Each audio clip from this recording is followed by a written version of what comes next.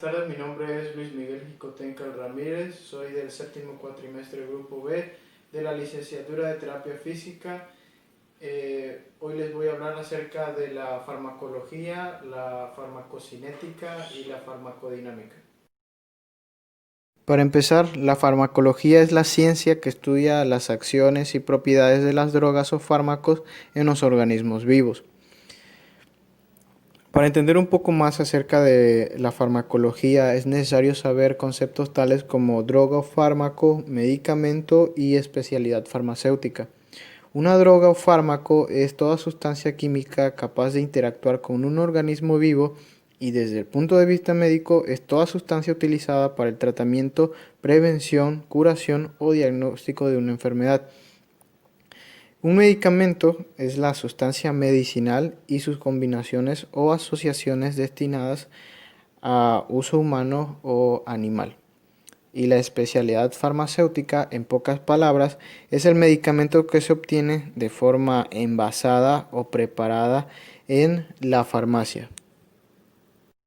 La clasificación de la farmacología. La farmacología está constituida por la farmacología experimental y la clínica. El objetivo esencial del estudio de la farmacología experimental es el efecto de los fármacos sobre los diferentes sistemas orgánicos de los animales. Se trata de un paso previo indispensable a la aplicación humana de un fármaco, pues no provee de la base para su empleo terapéutico racional. Ahora, cuando estas acciones se estudian en el hombre, ya sea sano o enfermo, estamos en el campo de la farmacología clínica. Las tareas de la farmacología clínica comprenden dos partes. La primera parte es la investigación de cómo las drogas afectan al organismo, ya sea sano, enfermo, joven o viejo. Cómo el organismo afecta a las drogas, o sea, la farmacodinamia, y la farmacocinética, o sea, la absorción, la distribución, el metabolismo y la excreción. La segunda parte es la investigación de si la droga es útil en el tratamiento de las enfermedades, es decir, la evaluación terapéutica de los resultados obtenidos de su empleo en los pacientes.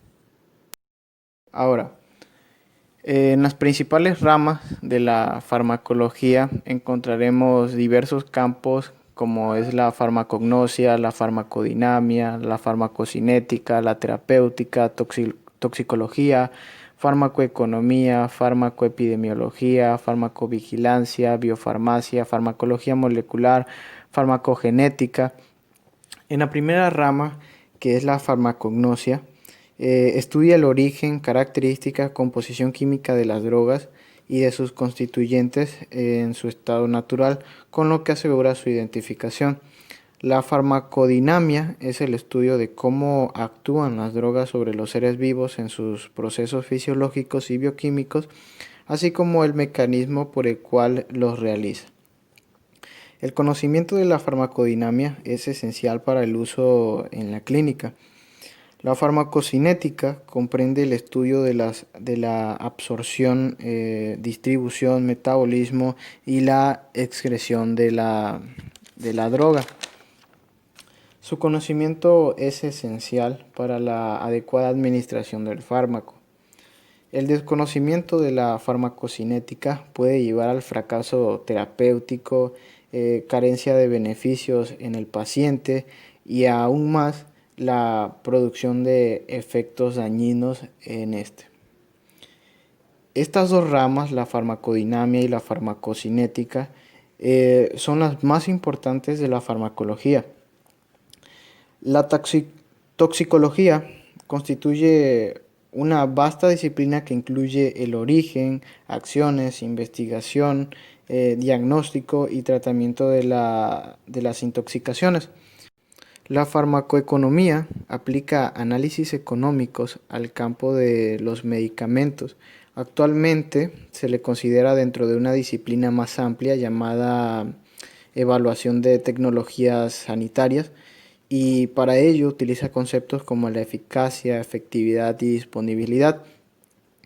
La farmacoepidemiología se puede definir como la ciencia que estudia el impacto de los medicamentos en poblaciones humanas, utilizando métodos epidemiológicos. La farmacovigilancia está dada por el conjunto de métodos que tienen como objetivo la identificación y valoración cuantitativa del riesgo que presenta el uso agudo o crónico de un medicamento en un conjunto de la población o en un subgrupo específico de esta. La biofarmacia se ocupa del diseño óptimo de formulaciones o de su influencia en los procesos de farmacodinamia y farmacocinética. La farmacología molecular estudia las relaciones entre las estructuras químicas de una droga y su actividad biológica, de tal forma que su conocimiento permite predecir en otras drogas con estructuras similares acciones farmacológicas e incluso cambiarlas para obtener mejores resultados clínicos con menores efectos tóxicos.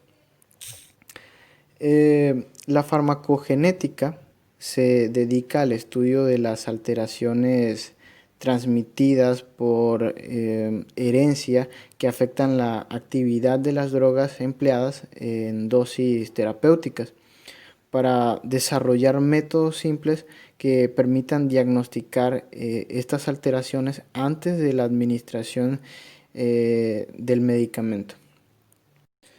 La terapéutica es el arte de aplicar los medicamentos y otros medios físicos, dietéticos y psíquicos al tratamiento de las enfermedades.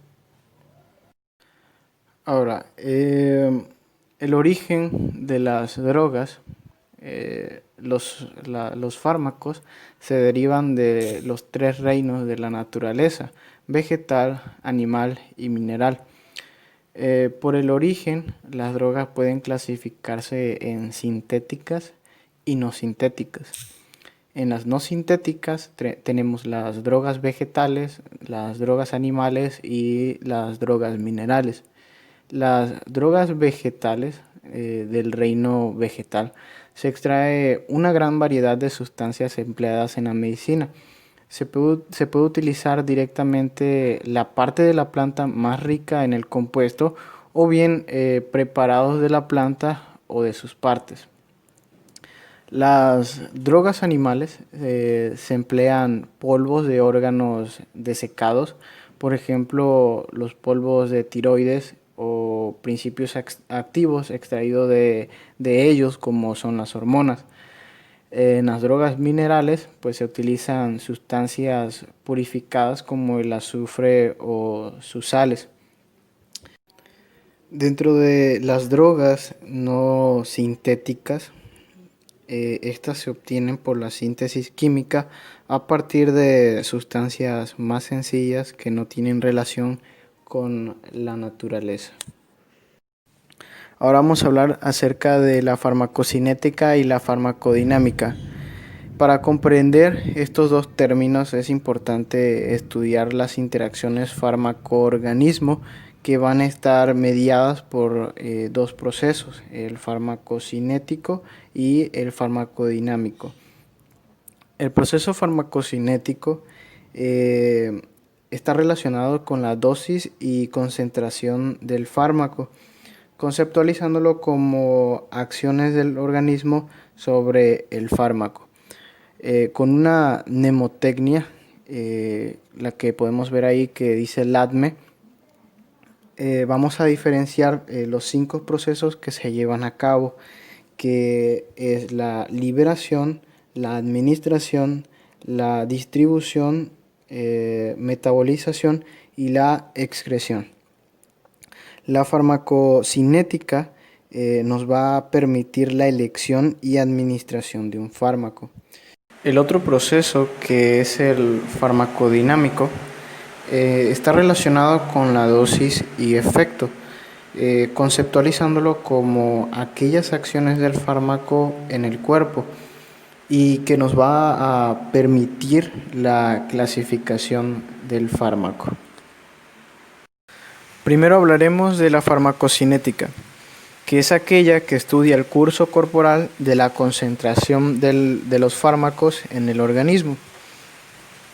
¿Cómo va a pasar esto? Primero tenemos la dosis del fármaco que va a ingresar al organismo, se va a liberar y se va a absorber, va a ingresar como fármaco libre que va a actuar en un sitio de acción terapéutica que se llaman receptores, y también va a pasar por el proceso de biotransformación o metabolismo, en los cuales vamos a obtener metabolitos activos e inactivos con su posterior excreción. El segundo proceso importante es la absorción, que va a ser el paso de un fármaco desde el exterior al medio interno, y va a estar determinado por 4 factores principales, que va a ser la concentración, la solubilidad, área de la superficie absorbente y la irrigación de los tejidos donde se está administrando la droga. Un componente importante para la absorción va a ser el grado de ionización del fármaco, en los que depende del pH de la solución y el pK del medicamento, fracción ionizada o polar y fracción neutra o no ionizada. ¿Cómo va a actuar? Ese grado de ionización ayuda a que se va a absorber con mayor facilidad la parte no ionizada del fármaco. Por lo tanto, si vamos a tener un fármaco con una parte ionizada que es más liposoluble, va a tener una mayor capacidad de absorción a nivel de las membranas. Un tema dentro de la absorción son las vías de administración, que van a ser de 2 tipos, directas e indirectas. En el caso de las indirectas o mediatas, el fármaco atraviesa epitelios por sí mismo, y como ejemplo tenemos la vía enteral, la percutánea o transdérmica y la inhalatoria.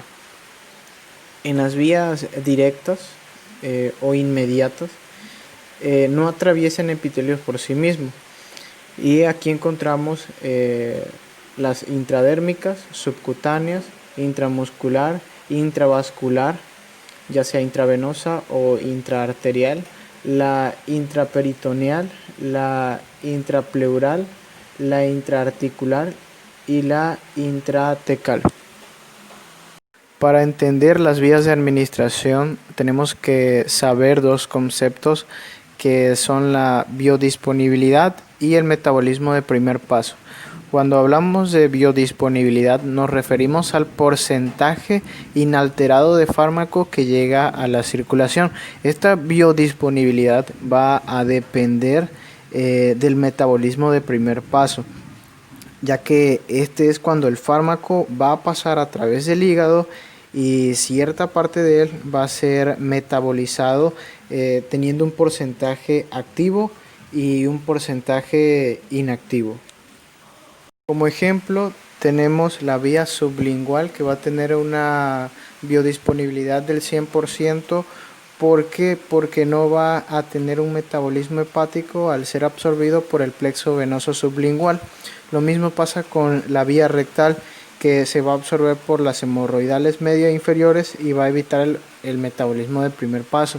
La vía rectal va a tener una biodisponibilidad del 50 al 30%, dependiendo la literatura, y la vía intravenosa, que tiene una biodisponibilidad del 100%, la subcutánea del 75%, al igual que la intramuscular, y la ingestión oral, que puede ser de 100 y puede ser menor a 100, incluso hasta el 5%, puede llegar hasta el 5%. Ahora pasamos a la distribución. Para poder comprender la distribución es importante diferenciar los 3 compartimentos que se encuentran en el organismo, como son el central, el periférico superficial y el periférico profundo. En el compartimento central corresponde a los tejidos bien irrigados como son el corazón, pulmón, hígado, glándulas endocrinas y el sistema nervioso central. Y en el periférico superficial corresponde a los tejidos menos irrigados como es la piel, grasas, músculos, médula ósea, depósitos celulares, proteínas y lípidos. Y en los periféricos profundos, depósitos tisulares a los que el fármaco se une con mayor fuerza y de los que por lo tanto se libera con mayor lentitud. El siguiente paso va a ser el metabolismo o biotransformación, que se va a llevar a cabo en el hígado, constituido por dos fases, la fase 1 y la fase 2. La fase 1 es aquella en la que se va a inactivar o destruir el fármaco mediante las acciones de oxidación, reducción, hidrólisis, hidroxilación, descarboxilación. Y en la fase 2 es aquella en la que el fármaco se va a hacer más polar, por ejemplo, con las acciones de glucuronidación, acetilación, conjugación con glutatión, conjugación con sulfato o transulfuración. El metabolismo se va a llevar a cabo en el hígado, pero específicamente en el citocromo P450, que sirve para metabolizar los fármacos mediante enzimas de este citocromo. Van a haber fármacos de tipo inductores y fármacos inhibidores. Los inductores van a ser aquellos que van a aumentar el metabolismo y van a reducir las concentraciones sanguíneas y pueden requerirse el aumento de dosis y van a ser de tipo progresivo. Y los inhibidores van a ser aquellos que reducen el metabolismo y aumentan las concentraciones sanguíneas y pueden requerirse ajuste de dosis y van a ser de tipo inmediato. En ejemplos de fármacos inductores tenemos la fenitoína, la fenobarbital, rifampicina, tabaco y el alcohol. Y en ejemplos de fármacos inhibidores tenemos la eritromicina y el ritonavir. El último proceso es la excreción, que es la eliminación del fármaco como compuesto no alterado o como metabolito. Principalmente se va a dar en lo que es el riñón y el hígado. Algunos factores que favorecen la eliminación es la polaridad, su hidrosolubilidad, el volumen de distribución, que tenga una escasa unión de proteínas del plasma, ya que va a ser depurada de la forma libre.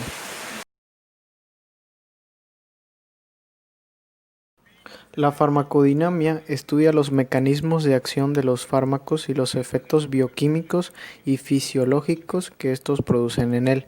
En la acción farmacológica puede ser de distintas formas, puede ser estimulación, depresión, reemplazo, antiinfecciosa e irritación. Un ejemplo de estimulación puede ser los neurotransmisores como la adrenalina, noradrenalina, la serotonina, y de depresión pues los barbitúricos, opioides y los anestésicos generales, que van a ser aquellos que van a deprimir el sistema nervioso central. Y de reemplazo, por ejemplo, la insulina, la tiroxina, estrógeno, la vitamina B12 y el hierro. Y antiinfecciosas, pues los antibióticos y quimioterápicos. Y de irritación, el hidrato de plata. Uno de los componentes importantes de la farmacodinamia es el estudio de los receptores, que se va a caracterizar por sus propiedades, la afinidad, la especificidad y la actividad intrínseca. Un agonista debe contar con los tres y un antagonista no va a contar con los tres. ¿Por qué? En el caso de la afinidad es la capacidad de un fármaco de fijarse a un receptor. La especificidad puede discriminar una molécula de otra aun cuando sean parecidas. Y la actividad intrínseca es la capacidad del fármaco de iniciar su acción tras su unión con el receptor. ¿Cuál va a ser la diferencia entre el agonista y el antagonista? En el caso del agonista va a tener la afinidad y la actividad intrínseca de tipo 1. Es decir, que si bien se va a unir al receptor, va a generar una acción y un efecto posterior. Mientras que el antagonista va a tener una afinidad o el receptor se va a unir, pero va a tener una actividad intrínseca o es decir, no va a generar ninguna acción o efecto en el organismo. La intensidad de la acción del fármaco depende de los siguientes factores: número de receptores ocupados, la afinidad del fármaco por los receptores y la actividad intrínseca del fármaco. Van a haber 4 tipos de receptores. El primero, canales iónicos activados por ligando o también llamados receptores ionotrópicos. Este tipo de receptor actúa como una compuerta que va a ser propias de tejido excitable y se caracteriza por ser rápido. Por ejemplo, los receptores nicotínicos, el glutamato, el espartato, que van a generar una despolarización que va a tener un efecto celular.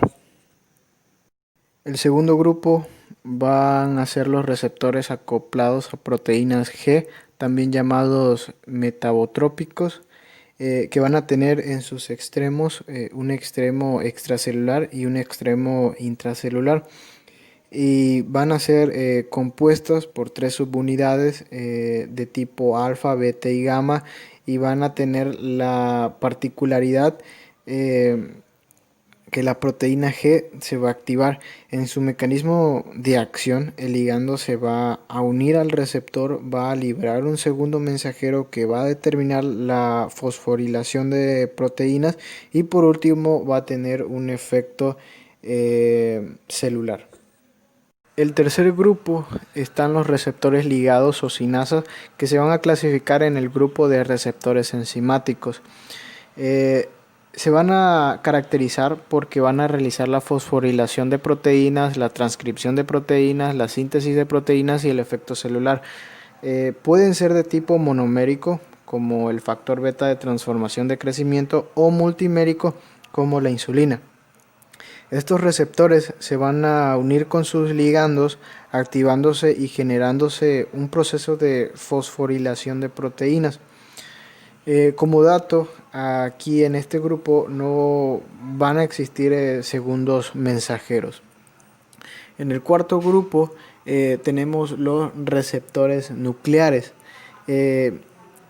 Estos receptores van a regular la transcripción de ADN, van a generar una síntesis de proteínas y el efecto celular, como por ejemplo los fármacos esteroideos, como son las hormonas tiroideas, la vitamina D y el glutamato, entre otros.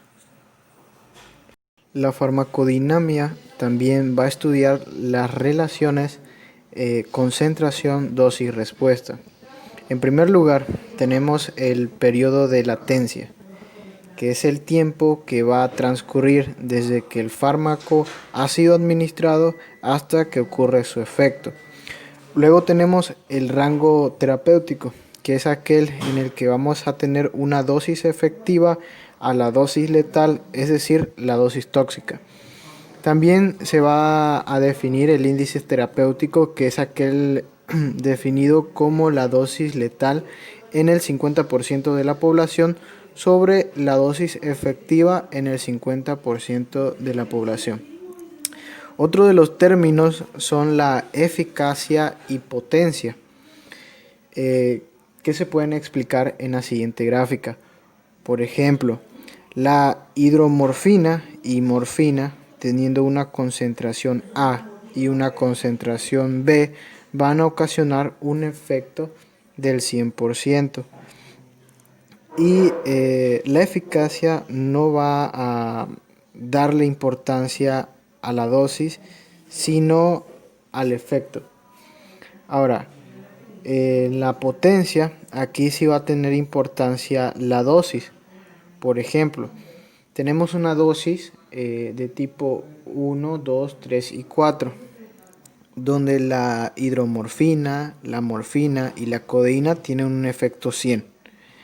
Pero la codeína es necesario una dosis de tipo 3 para que tenga un efecto 100, mientras que la hidromorfina con una sola dosis de tipo 1 tiene el mismo efecto.